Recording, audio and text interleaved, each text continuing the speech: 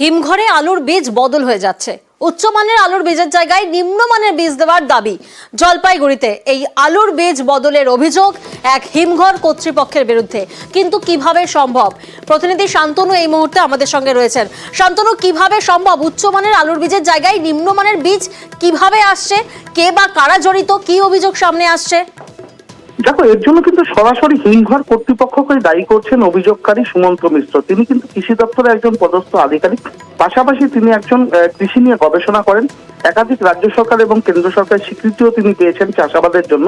আগামী ডিসেম্বর মাসে তিনি অবসর নেবেন, তার আগেই আলু চাষ করবেন এই মরশুমে। তার জন্যই কিন্তু এক বছর আগেই কিন্তু আলু বীজ কিনে তিনি কিন্তু মজুদ রেখেছিলেন স্থানীয় একটি হিমঘরে। তার অভিযোগ, যে প্যাকেটের মধ্যে তিনি আলু বীজ রেখেছিলেন সেই প্যাকেটগুলো বদলে দেওয়া হয়েছে। তার মধ্যে 16 বস্তা আলুর বীজ ঠিক থাকলেও বাকি 52 বস্তা, 68 বস্তার মধ্যে বাকি 52 বস্তা আলুর বীজ একেবারে নিম্নমানের আলু বীজ তাকে নিয়ে নিতে বাধ্য করা হচ্ছে। হিমঘর কর্তৃপক্ষের বিরুদ্ধে তিনি কিন্তু এই আলু বীজ বদল এবং প্রতারণার অভিযোগ নীতিবন্ধন দায়ের করেছেন। তার দপ্তরের যে মার্কেটিং বিভাগ রয়েছে, হিমঘর কর্তৃপক্ষের তরফ থেকে কি বক্তব্য সামনে আসছে? হিমঘর কর্তৃপক্ষের পরিষ্কার বক্তব্য, এই ধরনের ঘটনা কখনোই তারা বরদাস্ত করেন না। তার জন্য কিন্তু যারা আলু মজুত রাখেন তাদের জন্য আলাদা করে মার্কিং করে রাখা হয়, সেই দাবি তারা করেছেন। এটা বদল হওয়া সম্ভব নয় বলে হিমঘর কর্তৃপক্ষের দাবি। বেশ,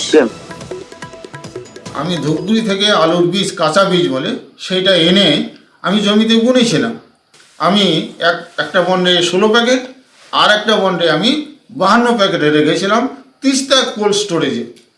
আলুটা যখন আমি বের করে আনবো তখন আমি দেখি যে আমার 16 বস্তা আলু একদম ঠিক আছে, কিন্তু 52 বস্তায় দেখি যে ওটা আমার একটা মাত্র বস্তা আমার আছে।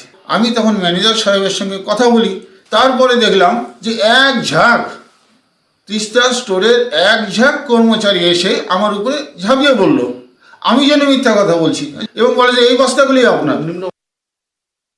উনি যে অভিযোগ করেছে, উনি অভিযোগটা একদম ভিত্তিহীন অভিযোগ আছে। আমরা উনাকে 52 প্যাকেট মাল ছিল, আমার ম্যানেজার উনাকে মালটা নামে, মালটা প্রত্যেকটা বড়া মার্কিং মালটা দেখাইছে।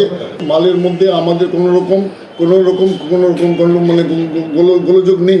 উনি যেটা বলছে যে এটা আমরা এটাতে কিছুতে মানতে রাজি না, আর আমরা জিনিসটাকে উনি মালটা দেখুক, আর আমাদের তরফে কিছু বলার নেই।